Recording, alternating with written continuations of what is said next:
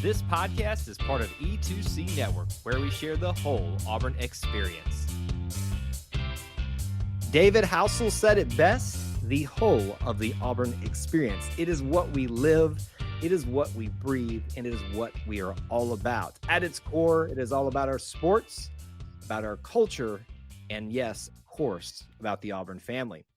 And because it's about family, you have to have a member of that Auburn family here each and every week on episode 37. My good friend, your co-host, and the reason you honestly all show up to this podcast each and every week, Mr. Austin Scott, back in the saddle. What is going on, sir?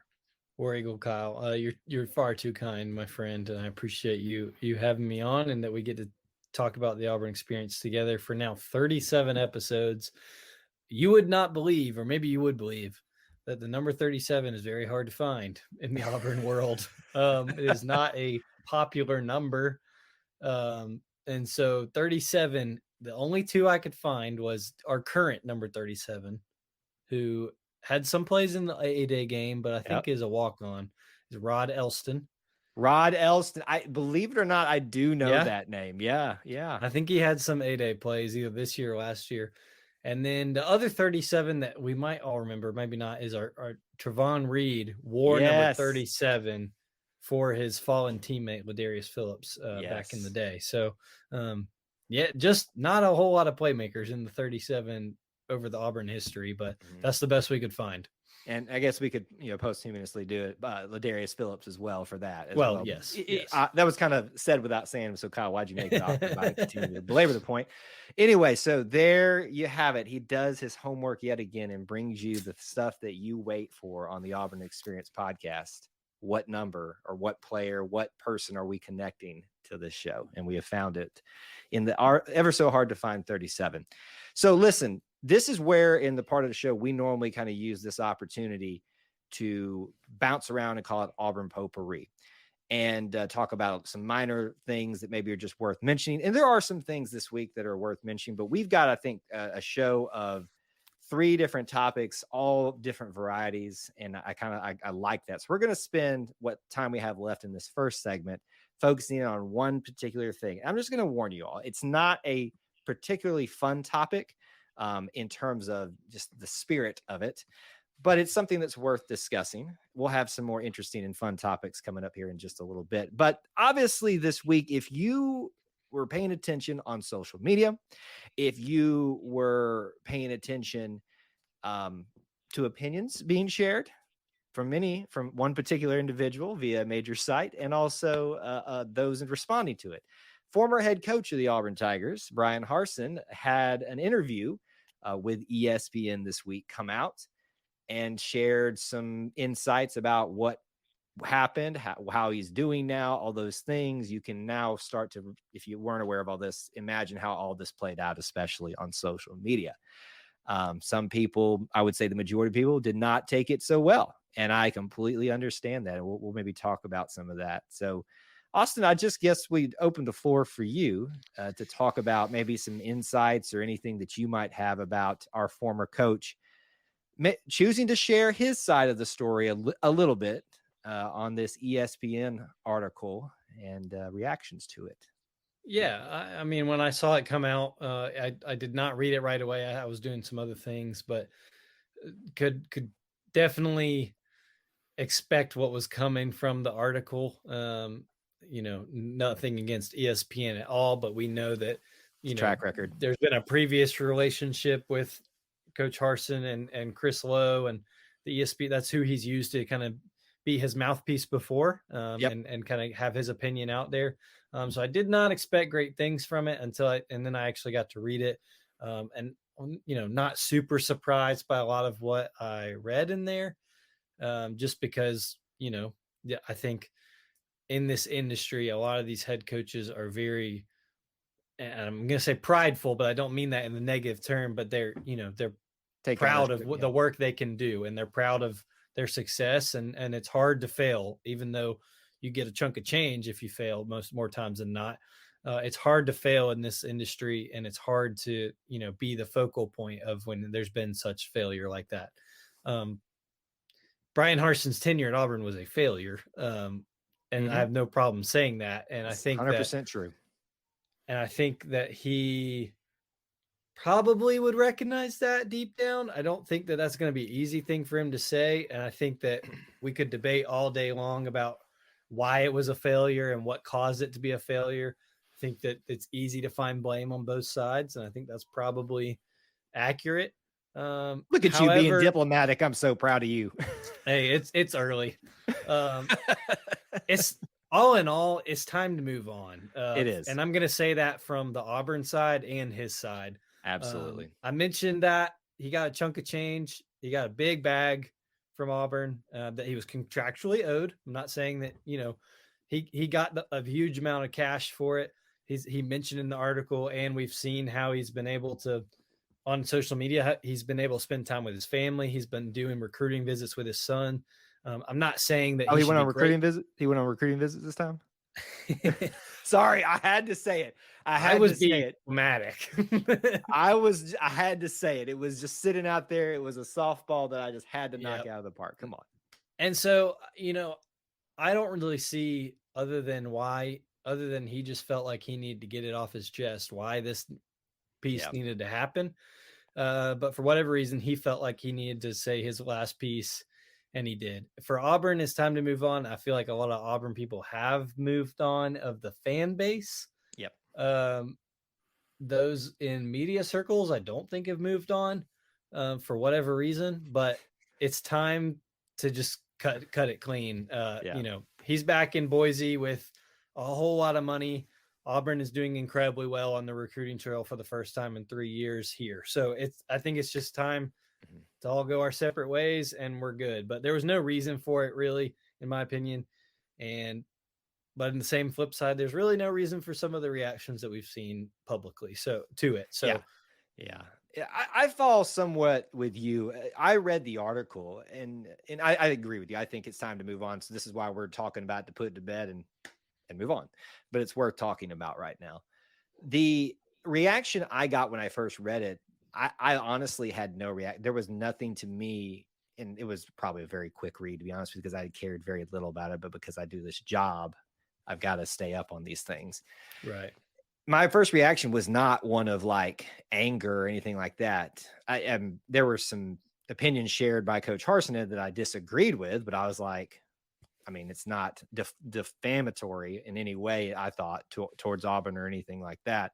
I think I heard a lot of the same things that were kind of being said, vague statements about alignment and up and down and I think some of that stuff is probably true, but it is one of those things. I also don't fault him for taking the time to utilize relationships and connections that he has to share his side of the story. I would question whether it was the best thing to do. You juxtapose that to Gus Malzahn. Now, different circumstances, different success stories, all of that, who goes off into the sunset. And now you have a social media account from Auburn tagging him with the new head coach. And granted, the new two coaches are best friends, Hugh Freeze and Gus Malzahn. But you don't see that. The guy you just fired 3 years ago still being mentioned, connected with on certain level. I mean, I think that kind of speaks to it. And granted, the thing with Coach Harsin is still very raw, very new and fresh. Wounds are still open, all that kind of stuff. I would have just loved to have seen him take the high road, so to speak, if there is a high road for him to take, and just kind of go off into the Boise sunset, as he already seems to have done. Yeah, no, you're right. And I think that's probably the frustration more with anything of it from a lot of people is, it's very random at the end of May to go ahead and bring it up or to go ever have this piece. It wouldn't surprise me at all either, if we're being completely honest, if ESPN went looking for the piece just to have something to write about. At the end of the day, I recognize they are a business as well. We've talked about how hard it's going to be for us in the summer to find things to talk about. Right. They're having trouble on the college football side too. And especially when Auburn's doing so well, might as well level out the playing field like ESPN usually does. So I think it's more than anything a generating clicks for them, but regardless, it's pointless. It really didn't need to happen. And the winner of all of it is ESPN. So best of luck to them. and that's the thing about all this too, is, Harsin doesn't come out smelling good on this one. Auburn's fans, some factions' reactions don't come out well as either, as maybe rightfully so. Some of the reactions, not the degree to which it happened, but the type of responses. Your defense is to defend your university, and I've always said that. Like whenever someone leaves the university, transferring, someone getting fired, they're still part of the Auburn family to me to some degree, unless you burn the bridges. And when I read the article, I didn't read that into that, although I just would have preferred, we did this thing for 2 years. Let's just kind of, let's just go over here. Good job. And decide what you in. But the big thing is, if we are going to move on, then the other side of that has to too. There needs to be this constant animosity about this. It needs to stop, move on. If you don't like the response that or the I guess response or engagement that Harsin's bringing back up about this and ESPN, just ignore it, move on. Yeah. But we have to talk about it because it was a big story in the Auburn thing this week. But all that being said, the great thing about this is we get to move on to something else. So does he. And hopefully we're already seeing the dividends being paid off from a change that we made for that. And hopefully that's going to continue for us this season. Yes. But yeah, let's put that one to bed and move on. Next topic tonight.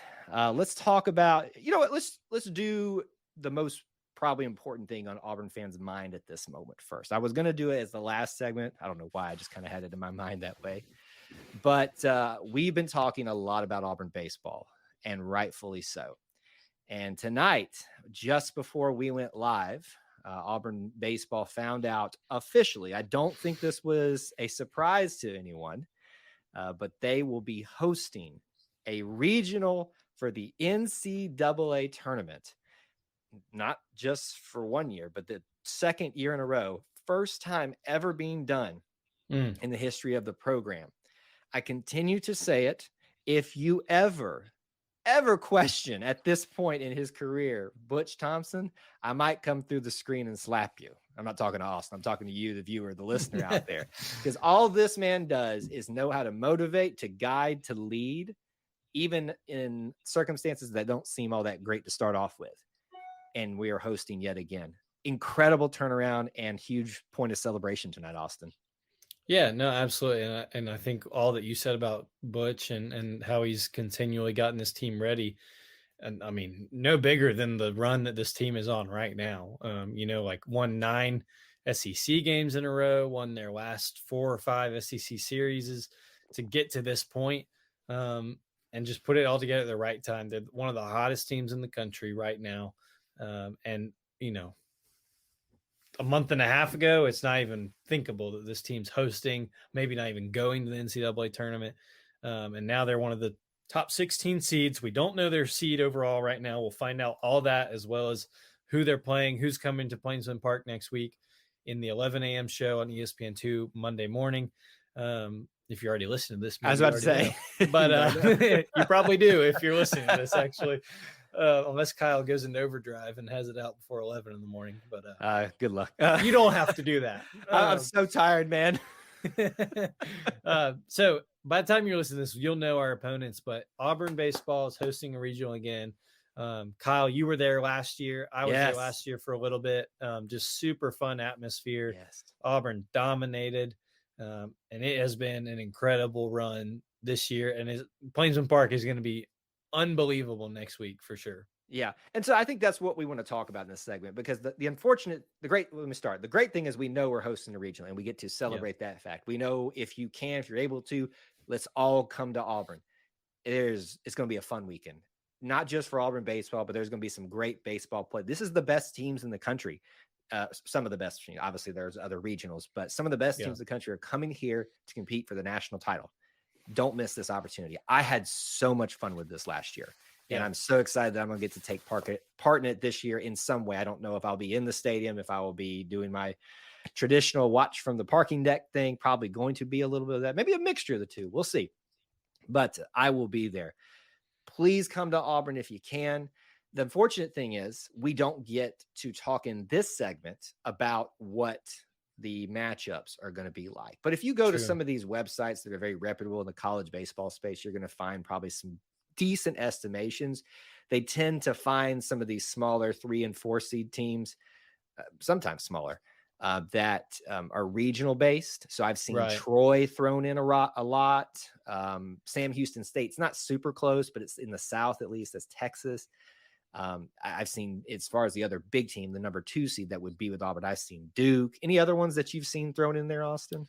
Those are the ones I've seen the most. It's kind of like the NCAA basketball tournament. As we get closer, you start to see kind of the people who pay attention to these things every year have an idea of who's going where. And it is a lot of regional based things. Like I think I saw Samford at one point. I think they'll be going to Tuscaloosa though. Yep. And so I definitely expect that kind of flavor of it. But it's exciting. You mentioned the best teams in the country. I mean, these are 64 of the best teams that have either won their conference or played well enough to get in all year. Yep. And we'd be remiss to say if Auburn is one of 8 SEC teams hosting a regional, that's half. And so it further exemplifies the gauntlet that they've had to go through this year in order to get to this point. And so no matter what, it'll be a tough road. Auburn had to play, all their teams well last year during this regional, ended up blowing out a lot of them. Yep. But it'll be a great weekend for Auburn. It'll be really interesting to see when we know the overall seed, who they're paired up with the super regional. That's really what I'm interested in. Not to look too far ahead, because you got to win your regional to even think about hosting or attending a super regional. But all those matchups, it's going to be really interesting to break down. So maybe like a great way to talk about this for the rest of our time in this discussion, since we can't really break down the matchups or anything like that, Auburn will be the number 1 seed, the host seed. Right. So they in all essence should be favored to win. Another perspective, we don't anticipate them to be like the 16th overall seed, meaning the last number 1. So if you're in that scenario, you would think they're probably the most susceptible number 1 to be taken out, but they probably are going to be in the back half. That's a fair assessment, right? Yeah, I would think so. I'm thinking like 10 to 14 range, maybe. Yeah, I told Austin this pre-show, and I got on just trying to make sure we had all our ducks in a row, and saw someone post that Auburn was the 6th. I was like, that cannot be right. But then I started getting excited, and I was like, what? What? Did they watch how we ended out in the SEC tournament? But I'll take it. Either way, it's exciting to be doing this. So maybe real quick, what should fans anticipate, Austin, from your perspective at a weekend of baseball, not just for Auburn, but just college baseball on the Plains? Yeah, no, I think the biggest thing, Kyle and I mentioned the parking deck. That's where I spent a lot of my time at the regional last year. My wife and I both went to the parking deck until, I think, was it a rain delay, Kyle? Yes. I believe it was. Yeah. Yes. Until the rain delay. And then my wife desperately wanted a Ben's pretzel. And so we said, well, let's just see if they'll just let us in during the rain delay. And then we'll back out real quick and go back to the parking deck. Well, we walked down there during the rain delay to get a pretzel, and not a soul was at the gate. And everybody was just like, whatever, at this point, you're all still here. You're more than welcome to come on in. And so we watched the rest of that game until I think it got delayed until the next day in the stadium. But you can expect a lot of people in the stands and a lot of people in the parking deck. And truthfully, if you can get tickets, that's great. But I don't think either one is a bad option to watch games at Plainsman Park. I love the parking deck. We've talked about the rules of the parking deck per se with Kevin Ives, has mentioned before on his Twitter account at AUPPL. Oh, look at that. We did it together. Check him out to be able to see those rules. And if you're able to make it, it's well worth it. If you can get down here and get the chance, and the fact that there's just playoff baseball, there'll be, obviously it's as a regional. So there's other teams playing, and there'll be other teams playing teams not named Auburn too. Yeah. So if you're a baseball guy or a baseball girl, it is more than definitely worth your time to be around the ballpark and around Auburn this weekend, because it'll be an exciting time. Yeah, I would concur with everything you said there. This is one of those great opportunities to come enjoy Auburn, the campus too, because you're not committed to football. Game day is like an event in of itself, right? Like you're kind of invested all in what's going on campus that day. with this baseball game, especially when your team's not playing, you have the freedom to come over and check out, especially from the parking deck and the outfield, to see what's going on, in a particular game that maybe you're interested in, or you can go to Toomer's Corner and get a lemonade, just like I did last year. And that's what I'll probably be doing. I'm just so excited being in Auburn and having a big maybe thing to focus on, but some leisure time as well is very nice. And my biggest hope for this is we've heard this happen a lot. You and I talked about this in football season, even during this terrible year, how glowing of reviews we got from Penn State fans when they came to town. I want to hear those same stories this weekend from whoever it is, that we were competitive. This is our house. We're going to protect it, but let's be gracious host. Let's make them feel like Auburn is a place that's welcoming.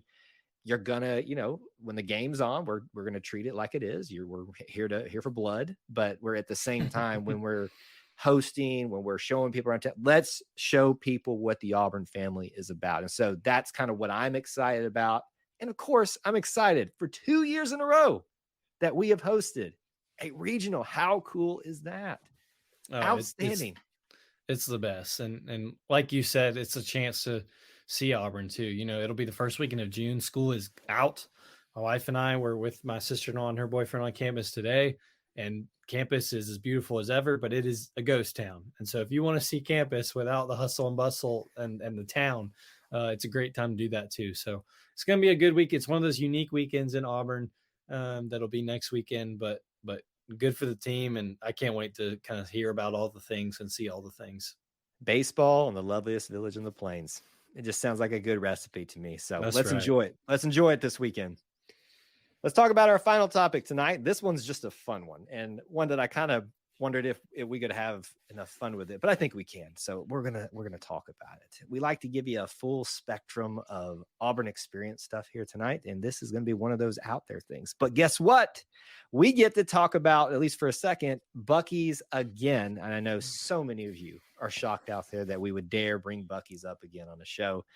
But moreover, we are talking about this week on social media, other than the negative thing we talked about that's at the start of the show, Auburn creating a little bit of viral content themselves that spawned a little bit of fun stuff from other universities and even professional teams out there this week. I guess it was Recruit, Austin. Do I have that story right? It was Recruit? Yeah. So I was going to give a little backstory. And peel the curtain back. This is my, how do I want to say it? This is my industry per se. My bread and butter is I love to graphic design, and I love to, especially around athletics. And so I've always paid a lot more attention to the creative side of college athletics more than probably anyone should. And so that one of those things I've noticed with the new staff at Auburn, since they've got here, is a big emphasis on this, and especially making these graphics that, they get sent to kids every day, all the time. A little more individual than normal. I've seen one where a kid, he came on a visit and it sounded like he talked with the staff about his mom gives him a blue Gatorade, some goldfish, and all these other things every time before his track meet, every time before his football game, so-and-so. The next thing you know, the kid's posting a graphic about a picture from his visit with him and his mom, and in the background, they've got a checklist of all the things he mentioned. So just a little more like, touch and feel and sentimental added to these things where these kids are like, hey, that was really special. That's just not your run of the mill, I'm going to change your name out a graphic that I'm going to get sent. It's not like some graphic where you post the jersey hanging above the stadium or anything like that. So I think it's really cool that they're putting a little more emphasis into this. And it sounds like this one that we're going to talk about, the Buc-ee's one, they sent to a kid that's in Texas, where Buc-ee's is, the biggest thing in the world. They said, we're the only SEC school with a Buc-ee's. And I think a lot of people saw this and didn't understand that it was for an individual kid from Texas, that maybe he is a extreme Buc-ee's aficionado. But now, and everyone thinks Auburn is just, bragging about their giant gas station, which they should anyway. All right. But, hey, come on. I mean, but it was for an individual kid. But like you were saying, this has sparked social media wars and social media, the best of the creatives out in social media from every school. I think it's hilarious. See, this is the bet. This is when social media wins. Like, Yeah. this is what should be. Obviously, I'm not saying we can't ever talk about serious things on social media. We should. I mean, we should have a well-rounded conversation. But this is when I flip my phone on, find out what's this weird thing going on, and when I hear the backstory behind it, I smile and I just get further engaged in it, because this is just, it's good stuff. Auburn gets to show off their creativity with their staff. Again, I love that you brought that up. I continue to be amazed by whether it's graphic design, video guys. I just can't get enough of what the Auburn team's putting out right now and just having fun. And this is silly. This is just for a kid to use how he wants to as part of their recruiting process, but it still looks good. And the great thing is what, like you said, when people don't get, this is kind of just a gag for the most part, just for funds to use on a recruiting pitch. And then you get responses. And may I just go ahead? I think I've got it in the correct order. Let's see if I do. If I don't, we'll come back to it in a second. Yeah. Yes, right there. Lane Kiffin is like one of the first ones to respond. His team, his creative staff, with Chevron that sells chicken on a stick. They come out. I love this. It's amazing. Like, this is like the nuance of college sports that I love, and now what social media can do with this. But there you go. Well, and I just would absolutely love to know the backstory of, did Lane Kiffin reach out to his creative team and say, this is what we should do. Let's do ours, but do, that janky Chevron down the street that only sells, because they're in Mississippi. So truly is what is there. And so he's like, let's highlight our janky Chevron that sells chicken on a stick. Or was it the graphic design team who had the audacity to say, hey, I'm going to make this as a gag against Auburn? Should I send this to Coach Kiffin? And either way, I would love to know how that played out, because this effect, I feel like Auburn's was one thing. And then once a prominent Twitter account or head coach like Lane Kiffin went after Auburn using the same idea, that's what started the ripple effect. And it went crazy from here on out. And listen, as much as we were frustrated with Coach Kiffin during this coaching process, with whether he was taking Auburn seriously or not as a job, and shenanigans even after that, we've talked about some previous episodes about stuff related to him. See, this is why I'm still glad Lane Kiffin's in the SEC, because of stuff like this. And he's not the only one that got involved. We'll give you some other examples here in a second. Again, credit goes to the creative teams for putting this out here. They're the ones that have made these graphics. We're just sharing them out, but courtesy to them, we're letting you see some of these. Here's another example from South Florida, I believe, is this one. I can't see yeah. Now, I've chosen a couple, Austin, because I want to point out some incorrect statements about a few of these, or at least almost incorrect. The only one with the Publix on campus, I think we have a claim to that one. I'm not going to say that's on campus. Now, I'm not going to count ours as on campus. Now, listen, there are some campus buildings. So what we're referencing here, most of you that know what we're talking about, but just for those that don't, the campus borders are really the big ones, are College and Mag. And Correct. College Street, right there in front of Stanford Hall, technically across the street, would not be campus, but there are some campus buildings over there, which there would are. be, and it's kind of connected to it. So if so facto, it's on campus. Yeah, I see what you're saying. I saw this one too, the South Florida one that says the only school with an on-campus Publix. And I started kind of reading the comments, because there were some people who it looks like they really do have a Publix on campus. And it was like, somebody might not have done their research on this one. Yeah. But they use the Publix mascot, the little dinosaur. And that's, I think, what the biggest part about this is. It's not really how much of how crazy can your statement be, is how ridiculous can your graphic look. And on this Publix one, I see, for those that are just listening and not watching with us, I see a pub sub, a gallon of Publix lemonade, some cookies from the bakery, and, as I mentioned, the Publix dinosaur mascot. That's pretty good. That's pretty awesome. All right, another example here. This is, I just kind of grabbed this random one.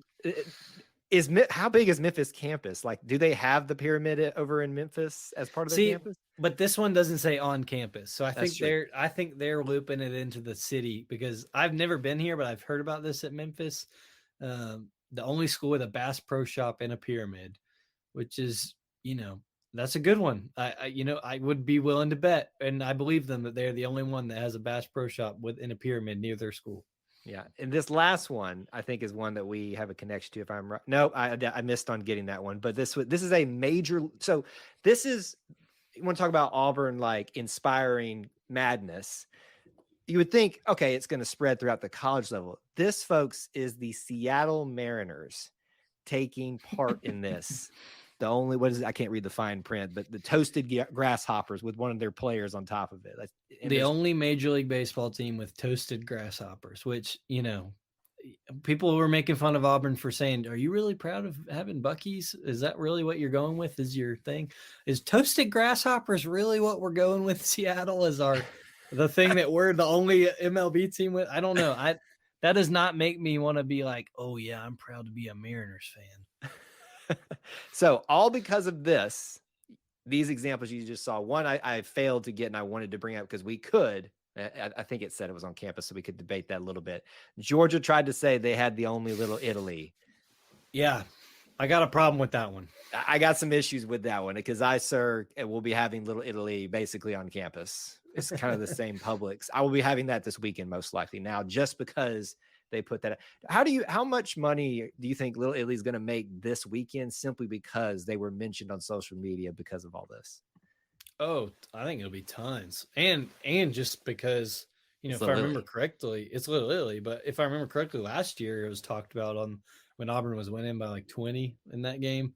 They talked about where they're going to go eat afterward, and we had rain and delays, and Little Italy's going to be one of the only places open if we have some rain delays next weekend. So Little Italy's going to make some money, but that Georgia one, you might be right. It might have said the only school with a Little Italy on campus. But if it said the only SEC school with a Little Italy, that is incredibly incorrect. And the guy who posted that was like, it says Little Italy's Pizzeria. That's not the same. No, it's the exact same thing. It's cheap beer, cheap pizza, and they're open. They never close. So those are exactly the same, my friend.